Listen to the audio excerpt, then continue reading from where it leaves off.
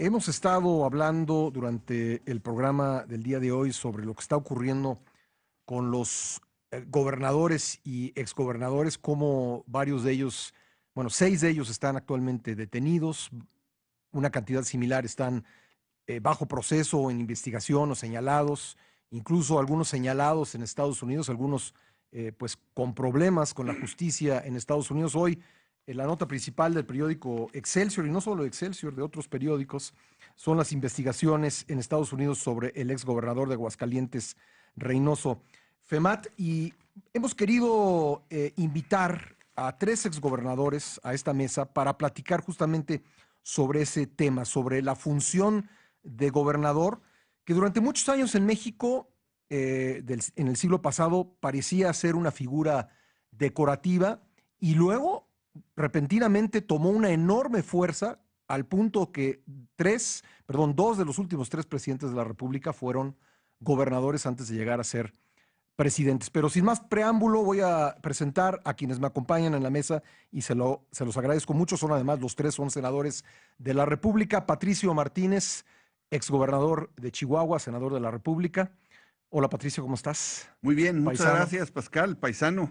Con el gusto de estar aquí en estas extraordinarias instalaciones y en tu programa. Muchas gracias por tu hospitalidad. Muchas gracias. Senador Manuel Bartlett, exgobernador de Puebla, senador de la República. Gracias por la invitación. Muy interesante plática vamos a tener aquí el día de hoy. Muchísimas gracias. Y Ernesto Rufo, exgobernador de Baja California, senador de la República. Pascal, ¿qué tal? Muy buenos días. Muchas gracias. Bueno, a platicar yo hace un momento con Rafael Moreno Valle sobre el libro que presentó el día de ayer y entramos en el tema de los exgobernadores y me decía, pues, supongo que con un poco en tono de broma, pero bueno, finalmente me lo dijo en este espacio que él prefiere que le digan escritor del libro, que le digan presidente de la Comisión Política del PAN, que le digan precandidato a la presidencia, que exgobernador.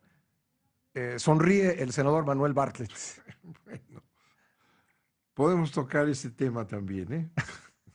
Del gobierno de Puebla, que es mi estado. Así es. Así es. ¿Qué te parece? Pero vaya, ¿ustedes comparten eso? Es decir, en un momento dado sienten algo de vergüenza porque les digan exgobernador, viendo lo que está pasando con los De gobernadores. ninguna manera. Tú no, Patricio. No, de ninguna manera. Mi posición de exgobernador es a mucho orgullo, a mucha honra, serví a mi estado.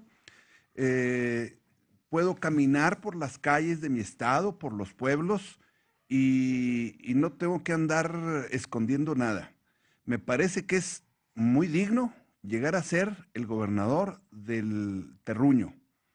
Y si ha habido una serie de problemas en una generación de gobernadores, es una circunstancia que corresponde a cada uno y debo decir, el derecho penal no es endosable. Cada quien que lo cargue y lo enfrente. Manuel. Mira, con toda honestidad te digo, yo tengo el mayor respeto por los compañeros que están sentados aquí. Ninguno de los dos tienen una estela de corrupción como la que encontramos prácticamente en todo el sistema de gobernadores del país. O sea que estamos bien escogidos el día de hoy. ¿Qué es lo que ha pasado, ¿no? Ahorita lo empezamos a platicar allá afuera.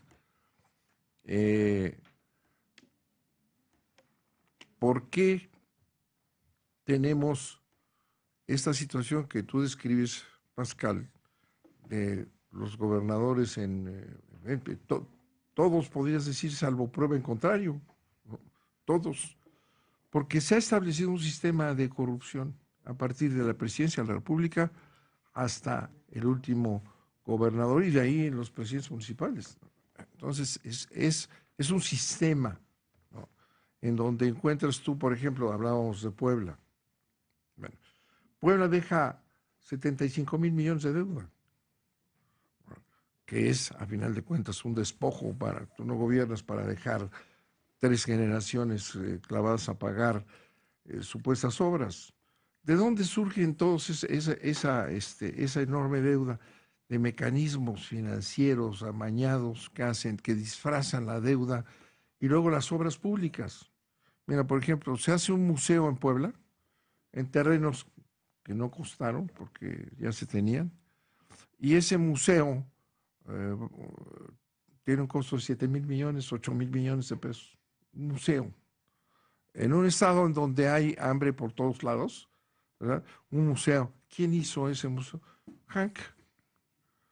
Las constructoras, estas OHL.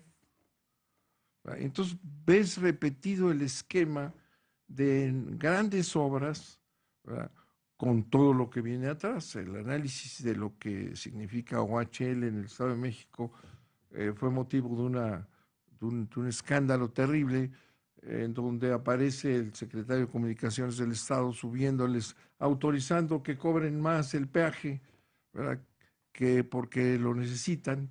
Entonces aparece un negocio en donde nunca se termina de pagar y el dinero, hoy, seguramente en el periódico Excelsior está también esto del yerno del presidente OHL en España teniendo que comparecer porque hicieron una transferencia de millones de México para corrupción en España.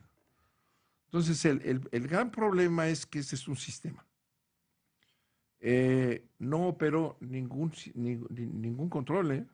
La Auditoría Superior de la Federación, que es una institución positiva, hizo señalamientos, no pasó nada. No pasa nada que la auditoría audite a los estados. El sistema de Hacienda, ahí muy al principio en el Senado, en el que estamos casi concluyendo nosotros, hubo reformas para que Hacienda tuviera elementos para evitar el endeudamiento de los estados. ¿Qué pasó? Nada. La Secretaría de Hacienda tiene el conocimiento perfecto de todos estos endeudamientos y no hizo nada. Y Ernesto, luego la Secretaría de Gobernación, perdón, sí, termino con eso. El secretario de Gobernación, yo lo fui, tiene la responsabilidad de mantener la relación con los estados. No hizo nada. No hizo nada el secretario, lo cual te refleja que es, como dice Andrés Manuel López Obrador, es una mafia. Están protegidos, salvo cuando hay un estallamiento, un escándalo aquí y ya no lo pueden parar. gracias, Manuel. Ernesto Rufo, habla Manuel Bartlett de un sistema. Tú fuiste el primer gobernador de oposición. ¿Te imaginabas otro desenlace en cuanto a las gubernaturas? Te eligieron gobernador en 1989, ha pasado ya algunos años y ahora pues parecería o por retomar la expresión de Manuel, este sistema pues no logró, no solamente no logró romperse, sino se volvió peor. ¿Qué podrías decir después de haber sido gobernador y a estas casi 3 décadas de distancia? Bueno, me parece que la palabra clave es sistema. Bien lo dijo aquí Manuel. Yo creo que el actual se ha agotado y estamos en la víspera de iniciar uno nuevo. Pero ¿a qué me refiero? A el descongelamiento del poder político absoluto de la presidencia de la República. Porque estos problemas que hoy narramos, era increíble, imposible escuchar de ellos en los 60s, en los 70s, en los 80s ya empezaban a darse problemas, pero precisamente con el cambio político, cuando empiezan a irrumpir nuevas fuerzas y se va disminuyendo el poder presidencial, se empieza a relajar aquel control absoluto que carecía de fuerzas institucionales realmente que funcionaran. Platicamos hace unos momentos los tres, el año 97, cuando por primera vez el presidente en turno pierde el control del Congreso de la Unión y empiezan las deliberaciones de cómo descongelar el presupuesto nacional. De hecho, yo me recuerdo cuando gobernador fue el primero que planteó una controversia constitucional por el asunto de la coordinación fiscal. Y lo que buscábamos era que nosotros los gobernadores tuviéramos la capacidad de mayor presupuesto y decidir las cosas. Yo me recuerdo cuando recién aparezco en Los Pinos, en mi primer visita, y todos los demás gobernadores del PRI me hacen casita pidiéndome que empuje al presidente para que relaje los asuntos presupuestales, porque había que irle a besar la mano para que diera presupuesto al Estado. ¿Y ese relajamiento no se fue al extremo? Absolutamente, Sí. porque no había las instituciones para controlar esto. Simplemente fue un ceder por parte de la Presidencia de la República a causa de las presiones partidistas y continuar en la gobernabilidad del país. Esto ahora entonces ha provocado, hemos hecho algunos cambios en el Senado, como por ejemplo darle la facultad a la Auditoría Superior de la Federación para que pueda auditar en el transcurso del ejercicio del presupuesto y no cuando ya terminó el presupuesto y haces un ejercicio forense. Así que poco a poco se han ido ajustando, las instituciones han ido aprendiendo, pero mientras hay una especie de China libre donde todo el mundo ha manoteado. Tengo que leerles lo que escribe hoy María Amparo Casar en las páginas editoriales de Excelsior. Su artículo se llama Gobernadores Desbocados. Dice María Amparo Casar: el federalismo en México cambió radicalmente con la alternancia en el poder. En el viejo México había un poder central que anulaba el federalismo en la práctica. Y luego dice, los gobernadores se transformaron en los mandatarios de la época del hiperpresidencialismo. La democracia se llevó este centralismo absoluto al romperse el control político de la federación sobre los estados. Lo que ocurrió fue que los gobernadores se convirtieron dentro de sus territorios en presidentitos. ¿Fue así, Patricio Martínez? Me parece que debo agradecer esta invitación y saludar a mis colegas senadores y exgobernadores por quienes expreso un gran respeto y admiro sus administraciones. Me parece que, sin llegar a lo casual, Pascal, debemos ver que hay una pérdida de equilibrio entre política y administración pública. Cuando se tenía la rigidez con poca política por el sistema presidencialista, la administración funcionaba con las estrecheces que tenía el país y en un ascenso económico, fue el desarrollo estabilizador y había una estabilidad política por la rigidez que había. Conforme avanzó la democracia, fuimos viendo que al avanzar la política se fue perdiendo ese equilibrio de la administración pública y en la medida en que se exacerbó el apetito por la política, se fue haciendo uso del presupuesto para fines políticos y se olvidó la administración pública. Por otra parte, hay un capitalismo insaciable y el político y el gobernador que está metido en este saqueo del erario no lo hace solo.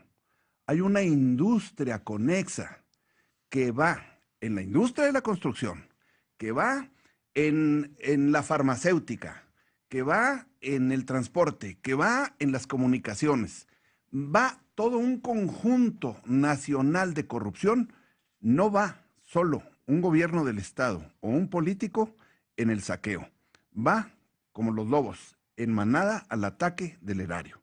Me parece que hay la necesidad de hacer una recapitulación nacional de la moral social y reorientar a nuestra juventud. Nuestra juventud está extraordinariamente monetizada. ¿De dónde podemos esperar que vengan místicos al poder si tenemos una juventud que está con los valores del dinero por sobre cualquier cosa? Entonces, creo que es un problema grave nacional que lo debemos atacar yendo a la recuperación de los principios, de los valores y al equilibrio de lo que es administración pública y política, lo cual está perdido. Muchas gracias, Patricio. Manuel Bartlett, después de que Ruiz Cortines llegara a la presidencia, después los gobernadores, ningún gobernador llegó a la presidencia de la República hasta Vicente Fox. ¿A qué se debió que a partir de los años 90 los gobernadores volvieran a convertirse en factores centrales del juego político? ¿Se debió como dice María Amparo Casar, al debilitamiento del presidencialismo, a que los gobernadores, como dice ella, por citarla a ella, fueron beneficiarios de las facultades metaconstitucionales que antes monopolizaba el presidente? ¿Fue eso? No, mira, yo creo que hay una equivocación que se reitera mucho. El presidente pierde poder y los gobernadores se convierten ellos solos en presidentitos que le meten mano a la caja. No es cierto. Es un sistema que parte del presidente de la República.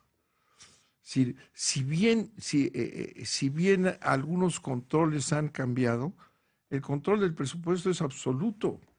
El secretario de Hacienda maneja el país. Entonces los gobernadores tienen que ir a la Secretaría de Hacienda a pedir y se les da en razón de la amistad, la relación, la fuerza personal.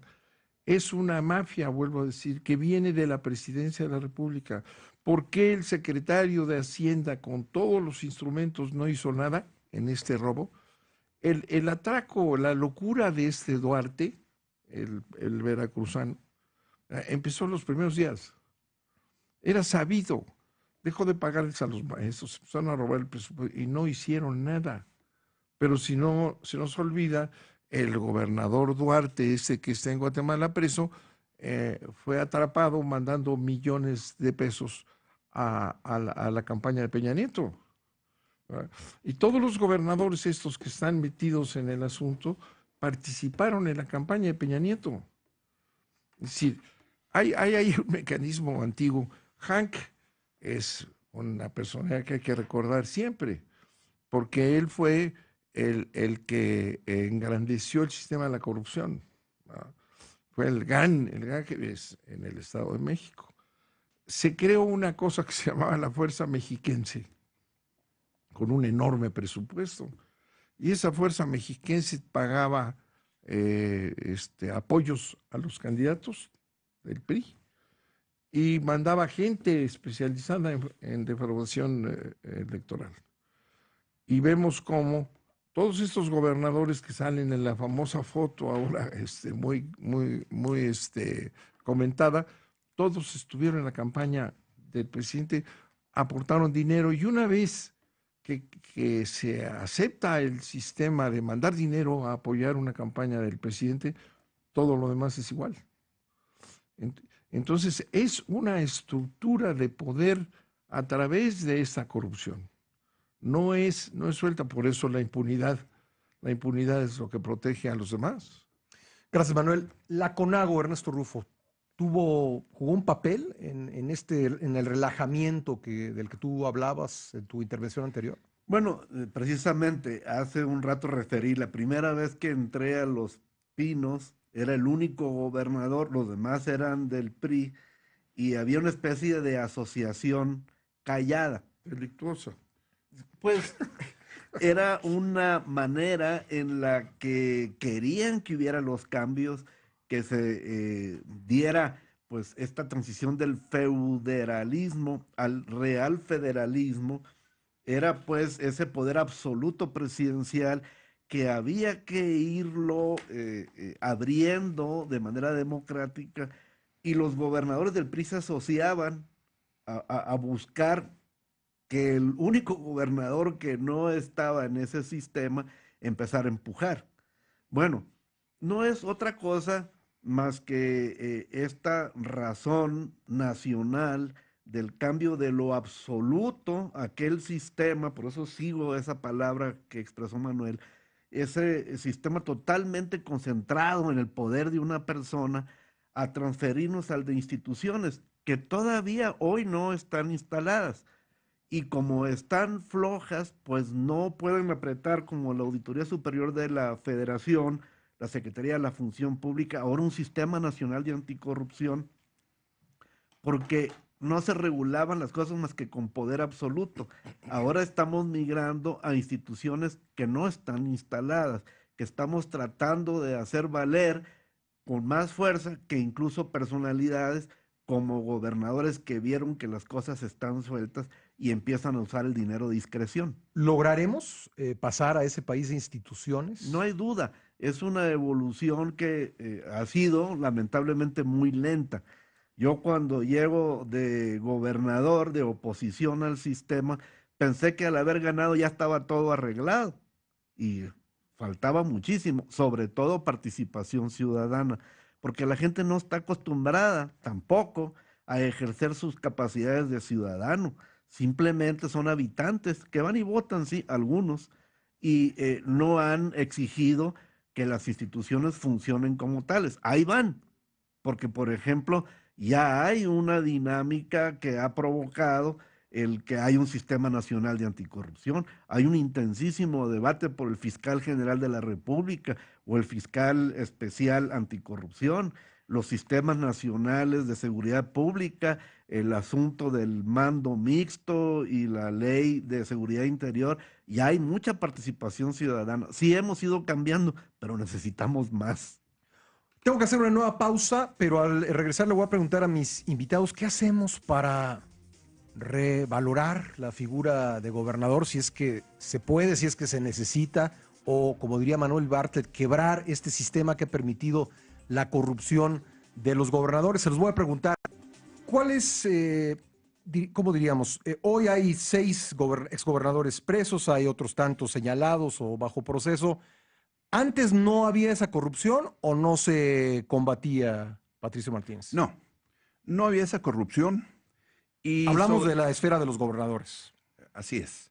Había un bien hacer las cosas y había pesos y contrapesos que permitían que marchara la cosa pública en una relativa austeridad y en una relativa honradez. ¿Qué ha pasado? Que conforme ha crecido la Contaduría Mayor de Hacienda, que fue la gran solución en aquel momento, las sindicaturas en los municipios, la Contraloría, después la transparencia, el Instituto de Transparencia, todo enfocado a evitar que creciera la corrupción y el dispendio indebido. ¿Y qué ha pasado? No han funcionado esas instituciones. El peor desencanto que pudiéramos tener los mexicanos es que con estas instituciones que estamos creando, como es la Fiscalía Anticorrupción, cayéramos en lo mismo que han caído las sindicaturas. Yo pregunto, con las sindicaturas, ¿ha disminuido la corrupción en los municipios? Y no solo eso, ¿ha mejorado su eficiencia en la aplicación de los recursos públicos para el servicio cotidiano al ciudadano? Necesitamos gobiernos eficientes y eficaces. Y nos está fallando esta evolución democrática en llevar en paralelo la evolución democrática con el buen gobierno y el buen manejo de las instituciones. ¿Por qué? Porque la democracia no nos está definiendo el más preparado y el más serio para gobernar. Nos está definiendo en cada pueblo, en cada municipio, en lo general, nos está definiendo al más popular, al que logra tener más votos. Al más mediático. Al más mediático. Muchas veces tenemos gobiernos de papel, gobiernos que se hacen sobre la base de imagen, de mucha publicidad y de poca eficacia en la solución de los problemas. Y estos se van acumulando hasta que estallan en la población. Entonces, necesitamos una reconducción nacional, local y una gran conciencia de la sociedad. Las cámaras, los organismos empresariales, los colegios profesionales están fallando. Están fallando como contrapesos en una sociedad que requiere conciencia de la sociedad, de la población, para ir teniendo estos controles. No es nada más una fiscalía anticorrupción, es una sociedad muy capaz de actuar en sí misma con una gran mística y con una gran orientación en favor de ella misma. Manuel Bartlett, tú fuiste secretario de Gobernación cuando creo que el secretario de Gobernación podía llamar a cualquier gobernador, llamarlo a su oficina a Bucareli y el gobernador le hacía caso, o por lo menos era la apariencia. Hoy no estoy tan seguro de que ocurra eso. Es cierto, eso, Manuel. Pero misma pregunta, ¿había la corrupción en los gobiernos estatales en aquel entonces como la que vemos hoy o simplemente no se castigaba? No, yo estoy de acuerdo con Patricio. Por eso hablo yo de un sistema, como se fue. Corrupción ha habido siempre, ha habido gobernadores pillos y corruptos y el jefe de esa o la estatua principal, Jan González, que deja un muy honesto patrimonio bancario, financiero, etcétera, ¿verdad? Ahí hay un gran ejemplo, ¿no? Pero ahora es un sistema, insisto. Mira, si no fuera toda esta protección de un procurador que no hace nada, ¿dónde está el procurador? Para vigilar estos atracos. ¿Dónde está, digo yo, Hacienda? ¿Dónde está la secretaría esa, de la ¿Función pública? función pública, que no se funciona para nada? Porque todo funciona así, porque el arreglo es el dinero. Los gobernadores han participado en las elecciones del presidente, el presidente los apoya y es una estructura mafiosa en donde reina la impunidad. ¿Por qué nadie cree en ese show de Duarte O guatemalteco? sea, ¿tú crees que es bueno, Bueno, Duarte y los demás, es un show lo que estamos viendo? Eso, bueno, Duarte no pudo ser defendido. Llegó a un extremo aquella locura que tuvieron que hacer ajustes. Uno de ellos, y con todo respeto aquí a mi amigo Rufo, que estimo mucho, eh, el sistema gana con Yunes. Es decir, en lugar de que gane el PRI en ese estado que es indefendible del priismo, gana el PAN. Pues de común acuerdo. El triunfo es de común acuerdo con Peña. Todos estos acuerdos en las cuestiones electorales son parte de esa cuestión en donde están ligados todos. Me decías Moreno Valle. ¿Quién es Moreno Valle? Un alto dirigente del PAN, que nunca fue del PAN, pero en fin, no seamos muy puristas en la pertenencia a partidos. Moreno Valle entra por un acuerdo de Elbester Gordillo con Calderón. Elbester Gordillo ayuda al fraude de Calderón, ¿verdad? Y entonces le pide que le pague. Y entonces, ¿qué le paga Calderón a la Gordillo? Le paga con el ISSSTE, le paga con la Secretaría de Educación y le entrega a Puebla. ¿Y qué ocurre llega en un pacto mafioso? Moreno Valle se hace del PAN porque Calderón lo acepta como candidato del PAN. Con una gran desgracia para el PAN, porque a mí me tocó un PAN vigoroso, fuerte, importantísimo a nivel nacional, lo acaban desde la presidencia de la República. Entonces entra Moreno Valle en un acuerdo que fue público. Entonces, ese es el tipo de operaciones que hay, ¿no? El presidente dirige toda esa organización, ¿verdad? Los Yarlingtons han sido explosiones incontroladas desde aquí. Pero ¿dónde está el otro Duarte de allá del norte? No, está detenido. En consecuencia, el asunto es grave. El país está corrompido, la gente está indignada y vamos a tener en las elecciones el resultado, en estas y en las que siguen, ¿verdad? El sistema anticorrupción, con todo respeto a mis compañeros que hemos votado diferente, es una ficción. Para empezar, Peña prometió el sistema anticorrupción en su entrada, lo prometió, está en el pacto. Nunca se termina. ¿Por qué nunca se termina? Porque no lo quieren. Ahí están batallando porque haya un fiscal anticorrupción que sea independiente. No se los van a dar. Porque el fiscal anticorrupción es un empleado del otro fiscal. ¿Y el fiscal quién lo puso? Lo puso el presidente. ¿Y quién es el procurador de la República? Pues un defensor del presidente y del PRI. ¿Y quién es todo el sistema está nombrado por el presidente? Bueno, y ahorita que se nos atora porque el PAN está haciendo un freno, y me parece bien, un freno importantísimo, porque está también la militarización del país pendiente. Y ahí el PAN lo ha detenido, espero que para siempre, pero la ley de seguridad interior establece un sistema militarista en este país, sin duda. Déjame preguntarle, Manuel, a Ernesto Rufo, un poco al revés, Ernesto. El PAN ha gobernado Baja California desde que tú fuiste elegido, no ha perdido el poder ahí. ¿Se acabó se acabó la corrupción en los gobiernos estatales de Baja California o todavía existe la corrupción en Baja California? Me parece que hemos sido víctimas de la misma realidad, este asunto de que al ser relativamente libres, vamos a llamarlo así, entonces las instituciones baja californianas se encuentran no acostumbradas, no preparadas y se dan pues cuestiones anómalas. Ha sucedido. Y yo, por ejemplo, tengo una enorme crítica a mi propio Congreso local, porque son ellos en el ámbito pues estatal quienes deben de jalar las riendas y tener la supervisión del gobernador. Y sin embargo, lo que vemos, y ha pasado en los congresos donde ha habido alternancia en el gobernador, y es que el presupuesto de los congresos locales crece, el interno. ¿Por qué?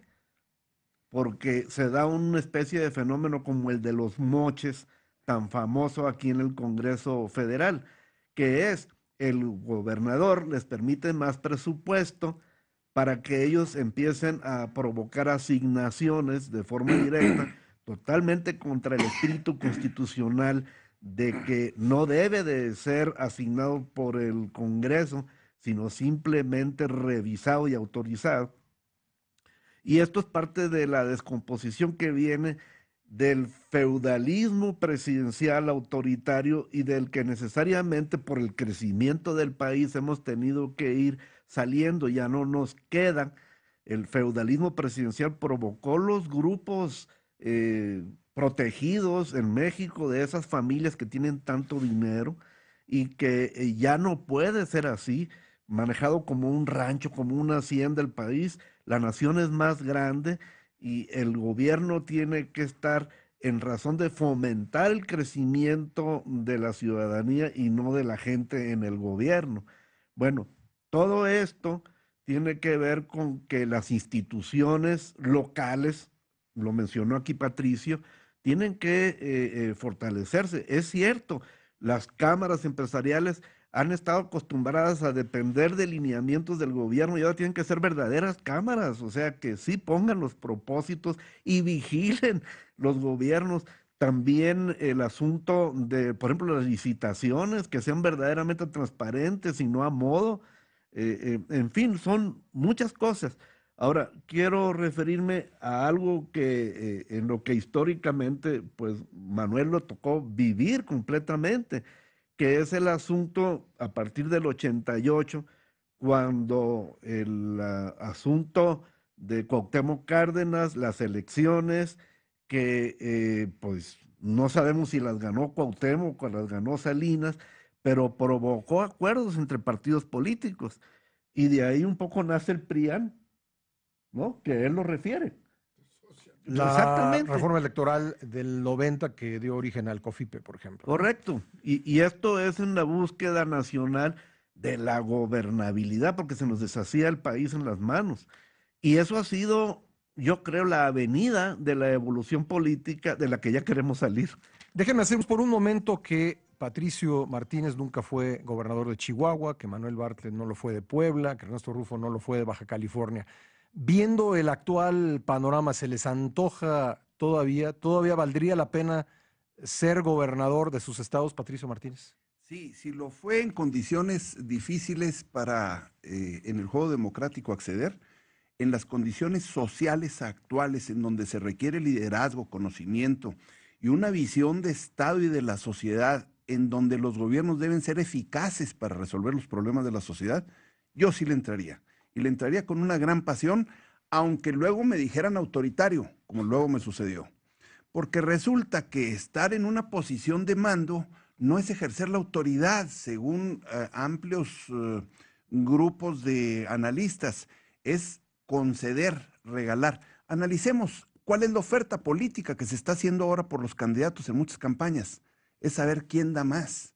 Desde un regidor a ver quién da más prestaciones en las colonias y quién regala más los impuestos, que los candidatos en los gobiernos de los estados que van ofreciendo y nunca hablan de dónde van a sacar los recursos para estar ofreciendo todo aquello que van a regalar.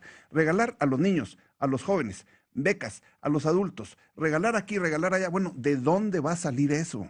Necesitamos entender que la política no puede hacerse divorciada de la administración pública, y nadie está hablando de administración pública. Yo sí lo haría y entraría como gobernador a hacer una administración eficaz, eficiente, con el debido equilibrio de la política y de la sociedad. Manuel Bartlett.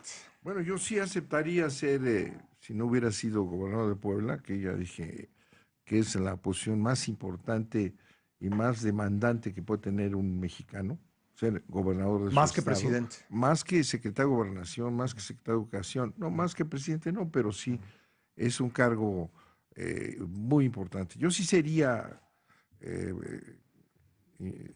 candidato a gobernador de Puebla, pero con Andrés Manuel López Obrador.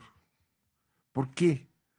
Porque no se va a resolver el país, no se va a resolver estos problemas con la misma estructura de poder que hay.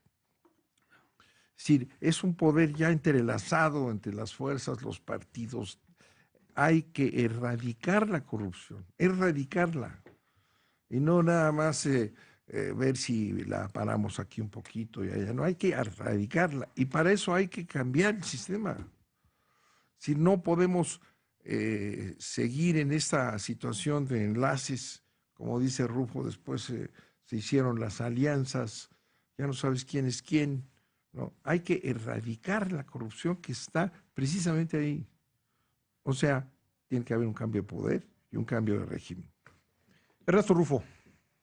Bueno, yo ahora mismo digo, por ejemplo, que quien llegue a ser presidente de la República o presidenta, pobrecito, porque las condiciones están muy mal.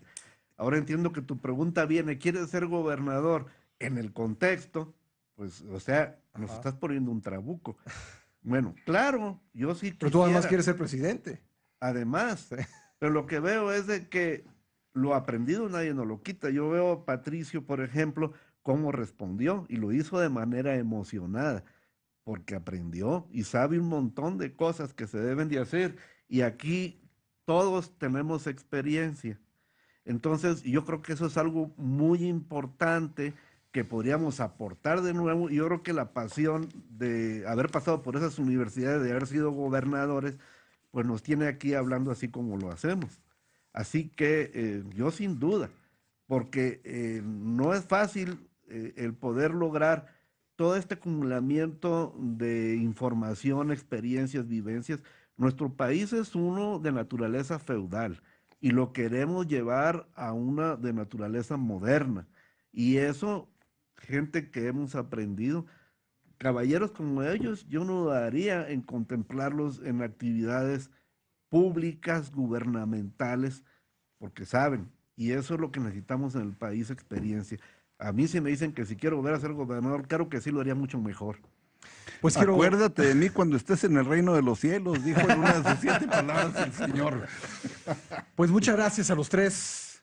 Patricio Martínez Paisano, gracias. Gracias, Pascal, paisano. Gracias. Muy agradecido. Gracias, Manuel Bartlett, muchas gracias. Gracias por la invitación. Gracias, Ernesto Rufo. Con mucho gusto. Es su casa, ojalá podamos repetir esta mesa próximamente. Gracias.